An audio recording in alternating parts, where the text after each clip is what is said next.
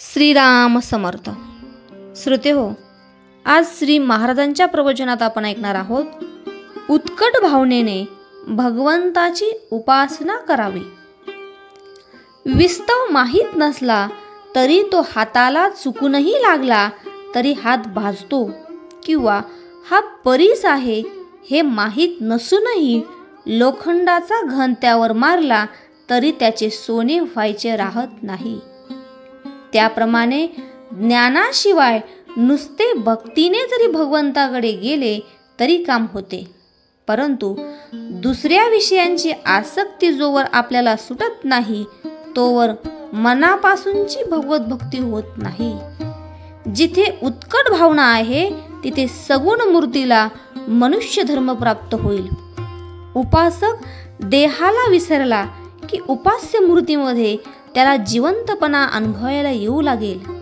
शिवाय जे इतर लोक थोडे तन्मय झाले आहेत त्यांना देखील ते अनुभवाला येईल.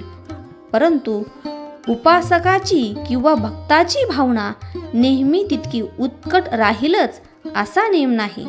म्हणून अशा उपासकाला मूर्तीमधल्या चैतन्याचा अनुभव येऊन देखील पारमार्थिक दृष्ट्या फायदा होईलच असे निश्चित नाही. एका मुलाने काही खोडी केली म्हणून शेजारच्या बाईने त्याला एक चापट मारली. त्याबरोबर त्या मुलाने मोठे भोकाड पसरले आणि त्या बाईला शिव्या दिल्या. ते ऐकून त्याची आई बाहेर आली आणि तिने त्याला चांगलाच झोडपला. परंतु आईच्या हातचा इतका मार खाऊन सुद्धा तो मुलगा फार ओरडला नाही आणि त्याने आईला उलट शिव्या पण दिल्या नाहीत. हे जसे खरे त्याप्रमाणे आपल्यावर येणारी संकटे ही भगवंतानी आणली आहेत अशी निष्ठा असेल तर आपल्याला त्यांचा त्रास होईल, पण त्यांनी आपली शांती बिघडणार नाही. भगवंताचा विसर आपल्याला पडला की आपली शांती बिघडते. ज्या दातांनी सिंह मोठाले प्राणी मारतो त्याच दातांनी तो आपल्या पिल्लांना इजा न करता उचलतो, हे लक्षात असू द्यावे. आपण निपक्षपाती बुद्धीने विचार केला तर भगवंताचा मार्ग आपल्याला सापडेल.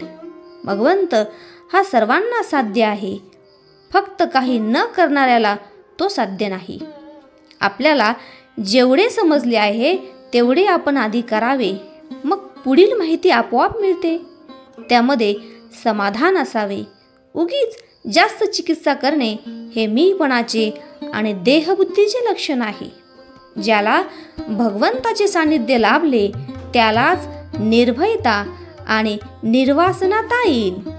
प्रत्येक माणसाला आधार लागतो, पण आपण अपूर्णाचा आधार धरल्यामुळे आपल्याला निर्भयता येत नाही. यासाठी भगवंताचा आधार धरावा, बुद्धीने निश्चय करावा आणि मन भगवंताकडे लावावे की इंद्रिय तिकडे बळजबने जातीलच. राम उपाधिरहित आणि त्याचे नामही उपाधिरहित आहे.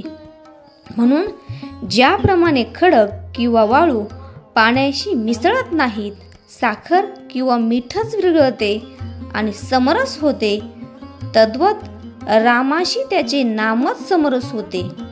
आजचे बोधवचन, सर्व सृष्टी रामरूप दिसणे हेच भक्तीचे फळ आहे. जानकी जीवन स्मरण. जय जय राम.